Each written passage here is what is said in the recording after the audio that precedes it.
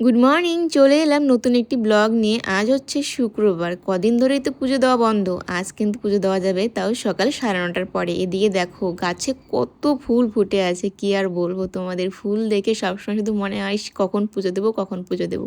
তো সকালবেলা থেকে আজকে প্রচণ্ড বৃষ্টি ছিল, তারপর যদিও বৃষ্টিটা কমে যায়। এদিকে আমি স্নান টান করে নিয়েছি। আমি ভোর 5টার দিকে ঘুম থেকে উঠেছি, শুধুমাত্র যে জিনিসটার জন্য সে জিনিসটাও আর রক্ষা করতে পারলাম না। ভোর 5টার দিকে ঘুম থেকে উঠে বারবার দেখছিলাম আমাদের জবা ফুল গাছে ফুলগুলো আছে কি না। আজকে অনেকগুলো ফুল ফুটেছিল, আর কদিন ধরেই ফুল ফুটছে। কিন্তু শেষ মুহূর্তে যখনই স্নান টান করে আমি ফুলগুলো উঠাতে যাব, তখনই একটা বড় মেয়ে ফুলগুলো চুরি করে নিয়ে চলে গেছে। একটা মেয়ে ছিল, সাথে দুটো বাচ্চা ছেলে ছিল। মানে সোনুর বাবাকে বললাম কি দেখো তো গাছে ফুলগুলো আছে কি না, মাত্র বাথরুম থেকে বেরিয়েছি, ও বলে কি এই মাত্র নিয়ে গেল। তাড়াতাড়ি করে বেরিয়ে দেখি মেয়েগুলো আর কি আমার থেকে তাও আর কি অনেকটা দূরে চলে গেছে। তবে দেখলাম মেয়েগুলোকে, মানে মেয়েটাকে আর কি। আমি মানে চিৎকার করে বলছি গাছ থেকে ফুলগুলো চুরি করে আর কি আছে, পুজো করতে লাগবে, এভাবে অনেক কিছু বললাম। দেখে দেখে হাসছে, মানে শুনে শুনে এমন মাথাটা গরম হচ্ছিল কি আর বলবো। ভাবো তোমরা, এত যত্ন করে একটা গাছকে ছোট থেকে বড় করা হয়, সেই ফুলটা দিয়ে পূজা করতে পারবো সেই আশায়, যদি সেই ফুলগুলো এরকম সকালবেলা উঠেই নিয়ে চুরি করে নিয়ে মানে চলে যায়, তাহলে কীরকম মাথাটা গরম হয়। আজকে আমার ভীষণ রাগ উঠে গেছিলো। মানে এতক্ষণ ধরে আমি ফুলগুলোকে বারবার দেখে দেখে রাখছিলাম যে স্নান করে ফুলগুলোকে উঠাবো, শেষ মুহূর্তে আর রক্ষা করতে পারলাম না।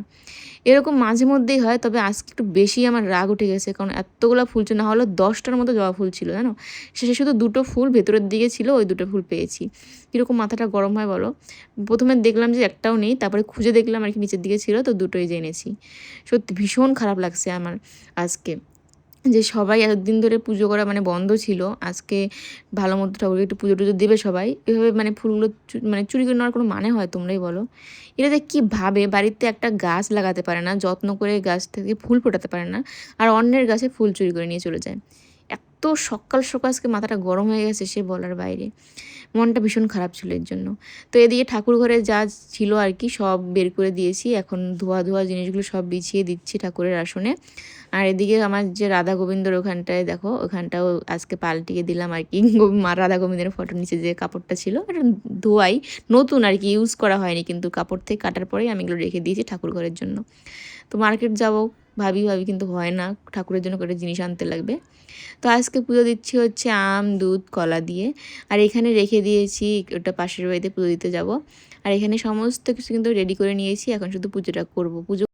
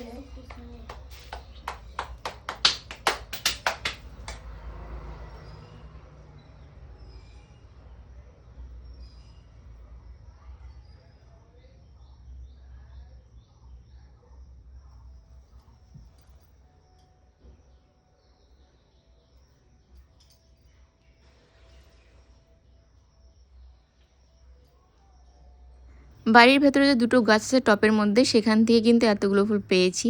আর জবা ফুলগুলো যদি পেতাম আরও কত সুন্দর করে সাজিয়ে দিতাম বলো, কত ভালো লাগতো দেখতে। যাই হোক, তবুও ভালো লাগছে আজকে না, মানে ঠাকুরঘরটা এত সুন্দর লাগছিল দেখতে। একেই এতদিন ধরে পুজো বন্ধ ছিল, তারপরে গাছে এত ফুল পেয়েছি, ভীষণ আনন্দ লাগছিল। তবে আরও বেশি আনন্দ লাগতো যদি ওই জবা ফুল কটা আমি পেতাম। কী আর করা যাবে, চুরি করে নিয়ে চলে গেছে। তো যাই হোক, আমার মাঝে মধ্যে খুব কষ্ট হয়, খুব রাগও হয় যখনকার দেখি এভাবে ফুলগুলো দেখে দেখে রাখি আর শেষের দিকে পাই না। তো এবার পুজো করা হয়ে গেছে, প্রসাদগুলো নিয়ে বাচ্চাগুলোকে দিচ্ছিলাম। সোনু ডেকে নিয়ে আসে, ওদেরকে আর ভিডিও করা হয়নি, ওরা খালি গায়ে এসেছিল। তো এখন আমি আর সোনু যাচ্ছি বাড়ির পাশে এক বাড়িতে মনসা ঠাকুর আছে, সেখানটায় পুজো দিতে। জানোই তো আমাদের ঘরে যিনি ঢুকেছিল তখনকার আমি ভীষণ ভয় পেয়েছিলাম আর বলেছিলাম যে আমি দুধ কলা দিয়ে পুজো দেবো। যেহেতু আজকে আমাবতী শেষ, তো ভাবলাম আমটাও দিয়ে দেওয়া যাক। তো এখানে এসে কিন্তু আমি এই যে পুজো দিচ্ছি, কোনোদিনও কিন্তু সেভাবে মনসার মূর্তির সামনে পুজো করা হয়নি আমার এর আগে। এবার প্রথম ভীষণ ভয় লাগছিল, তো পাশে থেকে কাকি বলে দিচ্ছিল, তো আর সেভাবে আমি পুজোটা করি। আর বাড়িতে এত ঘোরাঘুরি করে না ছোটো ছোটো বাচ্চাগুলো, আমাকে একজন মানে কমেন্টও করেছে যে পুজো করো। তো আমি আগের থেকেই ভেবেছিলাম যে পুজো করবো আমাবতীটা ছাড়লে, তো আজকে পুজো করে নিলাম। আশা করি এরপরের থেকে আর সেরকম বিপদ আসবে না আমাদের মানে বাড়িতে। তো তারপরেও সবই ভগবানের ইচ্ছে, তিনি যা ভেবে রাখে তো সেটাই হয়, সেখানে আমাদের নিজের কোনো হাত থাকে না, সবই ওপরওয়ালার হাতে। তবুও চাইবো সবাই যেন ভালো থাকে, সুস্থ থাকে, আর এরকম ঘটনা আমাদের ঘরে না ঘটে, এই আর কি।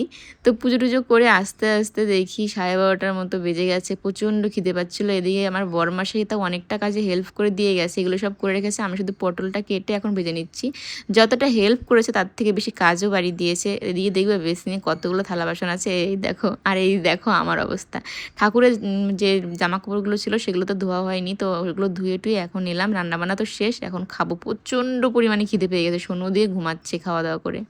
তো এখন বাজে হচ্ছে বিকেল 4:30টার মতো। আজকে সোনুর টিউশন পড়াবে না, রেডি হয়ে নিয়েছি দুজনেই, ও বাড়িতে যাবো। কালকে কালী পুজো, আজকে আরও আগে যাওয়ার কথা ছিল। সারাদিন এত কাজ করেছি যে কি বলবো, পুরো হাঁপিয়ে গেছি। তো চলো এখন ওই বাড়িতে যাই, দেখা যাক ওখানে কী হয়। চলো আজকে এই ব্লগটা এই পর্যন্ত রাখছি, দেখা হচ্ছে আবার নতুন একটি ব্লগে।